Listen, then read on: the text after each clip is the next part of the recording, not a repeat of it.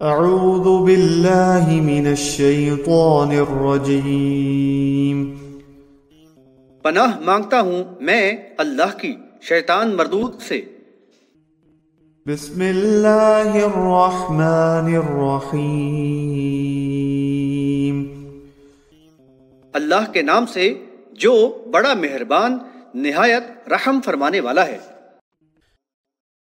واسألهم عن القرية التي كانت حاضرة البحر إذ يعدون في السبت إذ تأتيهم حيتانهم يوم سبتهم شرعا ويوم لا يسبتون لا تأتيهم كذلك نبلوهم بما كانوا يفسقون۔ یعنی بنی اسرائیل سے اس بستی کے بارے میں جو سمندر کے کنارے واقع تھی، یعنی اس وقت کا حال تو دریافت کرو جبکہ وہ لوگ سبت یعنی ہفتے کے دن کے معاملے میں اللہ کے حکم کی خلاف ورزی کرتے تھے، کیونکہ مچھلیاں ہفتے کے دن ہی یعنی ابھر کر پانی پر آتی تھیں، اور جب ہفتے کا دن نہ ہوتا تو وہ نہ آتی تھیں۔ ہم نے ان کو یوں آزمائش میں ڈالا کیونکہ وہ پے در پے حکم عدولی کرتے رہتے تھے۔ حاشیہ نمبر 174۔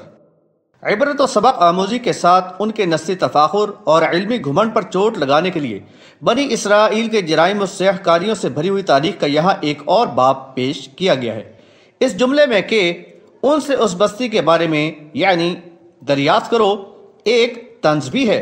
ایک طرف تو ان کو اشارتاً یہ بتایا گیا کہ گویا نبی صلی اللہ علیہ وسلم کو ان واقعات کا علم ہے جو ان کے نبی ہونے کی صریح دلیل ہے، نیز خود انہی کی زبانی یہ واقعات بیان کروا کے یہ جتایا گیا کہ ذرا غور کر لیں کہ ایک سنگین جرم پر ان کو ایسی عبرت ناک سزا دی گئی جس کی تاریخ میں کوئی مثال نہیں ملتی، تو کیا وہ اس سے سبق حاصل کر کے اپنی اصلاح نہ کریں گے، اور کیا اسی تاریخ پر انہیں فخر و ناز ہے؟ حاشیہ نمبر 175۔ یہ مضمون سورۃ البقرہ آیت نمبر 65 میں بھی آیا ہے، وہاں اس کی تشریح میں اس کی تفصیل مل جائے گی۔ وَإِذْ قَالَتْ أُمَّةٌ مِّنْهُمْ لِمَ تَعِظُونَ قَوْمًا اللَّهُ مُهْلِكُهُمْ أَوْ مُعَذِّبُهُمْ عَذَابًا شَدِيدًا قالوا معذرة إلى ربكم ولعلهم يتقون۔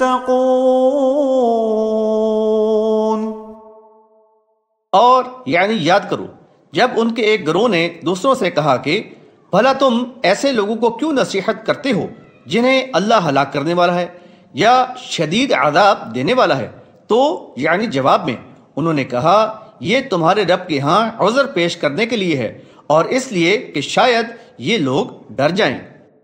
حاشیہ نمبر 176۔ یوم السبت یعنی ہفتے کا دن بنی اسرائیل کے لیے نسلاً بعد نسل مقدس قرار دیا جاتا رہا، اور اس دن کو ان کی عبادت کے لیے مخصوص رکھا گیا، چنانچہ دنیاوی کاروبار اس دن قطعاً ممنوع تھا۔ ساحلی بستی کے لوگوں کا پیشہ ماہی گیری تھا، اور مچھلیاں دوسرے دنوں کے مقابلے میں ہفتے کے روز ان مچھیروں یعنی ماہی گیروں کی آزمائش کے لیے خوب ابھر کر پانی کی سطح پر آ جاتی تھی۔ لوگوں میں جب اللہ کی نافرمانی اور حکم عدولی کا ذوق و رجحان بڑھنے لگا تو انہیں زیادہ سے زیادہ مواقع مہیا کر دیے جاتے ہیں تاکہ ان کا خبث باطن کھل کر سامنے آ جائے۔ اس لالچی قوم نے حیلہ سازی کی روش اپنا کر ناجائز کام کے لیے جواز پیدا کر لیا اور سبت کے قانون کو توڑ کر اللہ کی غیظ و غضب کو بھڑکایا۔ اس وقت ان میں 3 گروہ ہو گئے۔ ایک گروہ تو براہ راست اللہ کی نافرمانی اور حکم عدولی کا مرتکب تھا، دوسرا گروہ وہ علماء و مشائخ اور دیگر با اثر لوگوں کا تھا جن کی یہ ذمہ داری تھی کہ لوگوں کو برائی سے روکیں، لیکن اپنے مفادات کی خاطر وہ خاموش تماشائی بنے رہنے میں ہی عافیت سمجھتے تھے۔ دراصل بنی اسرائیل بالخصوص ان کے علماء دنیا پرستی کا شکار ہو گئے تھے۔ مفاد پرستی اور بے جا مصلحت کوشی ان کی خصلت بن گئی تھی۔ ان کی اس روش پر انبیاء علیہ السلام کی زبانی ان پر لعنت کروائی گئی، بحوالہ سورۃ المائدہ آیات نمبر 78 اور 79۔ تیسرا گروہ ان سمجھدار مصلحین کا تھا جو یوم حساب کی فکر رکھنے والے تھے۔ وہ لوگوں کو اللہ کے عذاب سے ڈراتے اور ان کو برائی سے باز رہنے کی حت المقدور تلقین کرتے تھے۔ دوسرا گروہ ان منع کرنے والوں کو روکتا اور ان سے کہتا کہ ان لوگوں کو کیوں روکتے ہو، یہ باز آنے والے نہیں، ان پر تو اللہ کا عذاب ہی آ کر رہے گا۔ اس پر وہ ان کو جواب دیتے کہ اس طرح ہم اللہ کی بارگاہ میں عذر خواہی کر کے بری الذمہ ہو سکیں گے کہ ہم نے تو ان کو روکنے میں کوتاہی نہیں کی۔ اور کیا عجب کہ ان میں سے کچھ لوگ اللہ کے عذاب سے ڈریں اور نافرمانی سے باز آ جائیں۔ یہ بات یاد رہے کہ امر بالمعروف اور نہی عن المنکر معاشرے کو برائیوں کے سیلاب سے بچانے میں مؤثر کردار ادا کرتی ہے، اور جس قوم میں اس کا فقدان ہوتا ہے وہ انحطاط پذیری کا شکار ہو جاتی ہے۔ اسی لیے ہر دور میں اہل ایمان کو اس کی تاکید کی گئی ہے اور نہ کرنے والوں کی مذمت کی گئی ہے، جیسا کہ اوپر بیان کیا گیا۔ قرآن میں امر بالمعروف اور نہی عن المنکر کا تاکیدی حکم ہے، بحوالہ سورہ آل عمران آیت نمبر 104، اور ایسا کرنے والوں کو خیر امت کہا گیا ہے، بحوالہ سورہ آل عمران آیت نمبر 110۔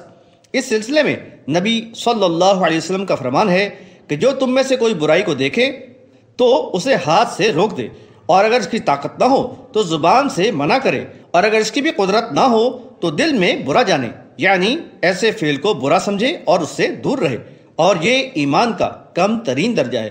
بحوالہ مسلم کتاب الایمان باب کون النہا عن المنکر من الایمان وان الایمان یزید وینقص وان الامر بالمعروف ونہی عن المنکر واجبان۔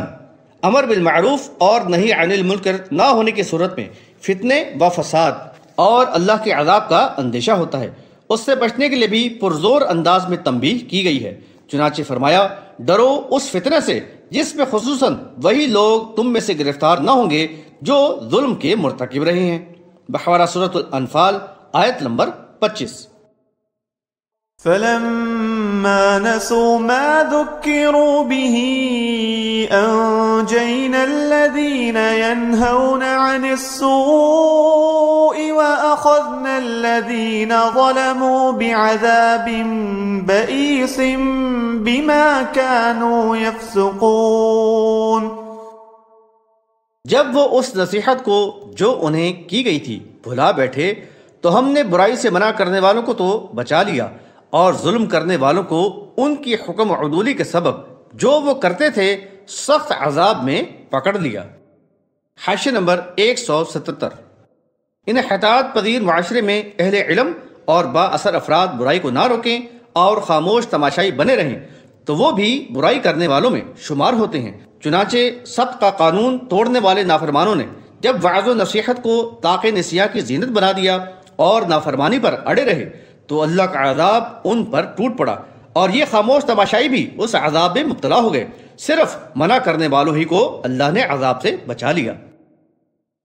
فلما عتوا عما نهوا عنه قلنا لهم كونوا قردة خاسئين۔ پھر جب وہ ان کاموں میں جن سے انہیں روکا گیا تھا حد سے گزر گئے تو ہم نے ان سے کہہ دیا کہ ہو جاؤ ذلیل بندر۔ حاشیہ نمبر 178۔ پھر اللہ کی نافرمانی اور معصیت پر بے باکی سے جمے رہنے والوں اور سرکشی میں حد سے گزر جانے والوں پر وہ عبرت ناک عذاب آیا جو اپنی مثال آپ ہی تھا۔ حکم ہوا کہ ہو جاؤ ذلیل بندر، اعاذنا اللہ۔ بلا شبہ اس میں اگلے اور پچھلوں کے لیے عبرت اور متقیوں کے لیے نصیحت کا سامان تھا، بحوالہ سورۃ البقرہ آیت نمبر 66۔ وَإِذْ تَأَذَّنَ رَبُّكَ لَيَبْعَثَنَّ عَلَيْهِمْ إِلَى يَوْمِ الْقِيَامَةِ مَنْ يَسُومُهُمْ سُوءَ الْعَذَابِ إِنَّ رَبَّكَ لَسَرِيعُ الْعِقَابِ وَإِنَّهُ لَغَفُورٌ رَحِيمٌ۔ اور یعنی یہ بات قابل ذکر ہے کہ جب تیرے رب نے یعنی اس فیصلے کا اعلان کر دیا کہ قیامت تک ان یعنی یہود پر ایسے لوگ مسلط کرتا رہے گا جو ان کو سخت ترین سزا دیں گے، یقیناً تیرا رب بہت جلد عذاب دینے والا ہے اور یقیناً وہ معاف کر دینے والا، رحم کرنے والا یعنی بھی ہے۔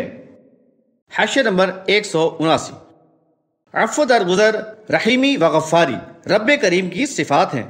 بنی اسرائیل کو عرصہ دراز تک مہلت ملتی رہی، ان کو حامل کتاب ہو کر اقوام عالم میں فضیلت و برتری ملی، لیکن انہوں نے اپنے آپ کو اس منصب کا اہل ثابت کرنے کے بجائے جلد ہی نافرمانی اور سرکشی کی روش اپنا لی۔ پھر ان کے بارے میں بالآخر وہ حتمی فیصلہ کر دیا گیا جس کا زیر نظر آیت میں ذکر ہے، یعنی قیامت تک ان پر ضرور بالضرور ایسے لوگ مسلط کیے جاتے رہیں گے جو ان کو بدترین عذاب میں مبتلا کریں گے۔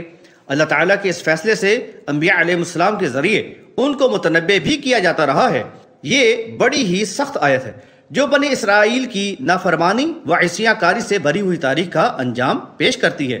اللہ تعالیٰ نے اہل ایمان بنی اسرائیل کو انبیاء علیہ السلام کی اطاعت کرنے اور ان کا ساتھ دینے پر اقوام عالم میں عز و شرف عطا کیا، لیکن بعد میں جب حامل کتاب ہوتے ہوئے بھی مسلسل نافرمانی اور سرکشی کی روش اپنا کر انہوں نے اپنے آپ کو قطعاً نااہل ثابت کر دیا تو ان کو اس منصب سے معزول کر کے قیامت تک مذکورہ سزا کا مستحق ٹھہرا دیا گیا۔ تاریخ کے صفحات پر نظر ڈالیں تو معلوم ہوگا کہ مختلف حکمرانوں بالخصوص مصر کے فرعونیوں، بابل کے بخت نصر اور رومیوں کے ہاتھوں ان کی ہلاکت اور رسوائی ان کی تاریخ کا المناک اور عبرت انگیز حصہ ہے۔ سورہ بنی اسرائیل میں ان کے 2 مرتبہ فتنہ و فساد اور بیرونی قوموں کے ذریعے ان کو شدید عذاب سے دوچار کرنے کا ذکر ہے، بحوالہ سورہ بنی اسرائیل آیات نمبر 4 تا 7۔ سورہ آل عمران آیت نمبر 112 میں بھی ان پر ذلت و مسکنت کا ذکر ہے، البتہ عارضی طور سے اللہ کی پناہ اور لوگوں کے سہارے یا سرپرستی میں انہیں کچھ مہلت اور سنبھالا ملنے کا بھی ذکر کیا گیا ہے۔ ملاحظہ ہو سورہ آل عمران آیت نمبر 112 کا حاشیہ 131۔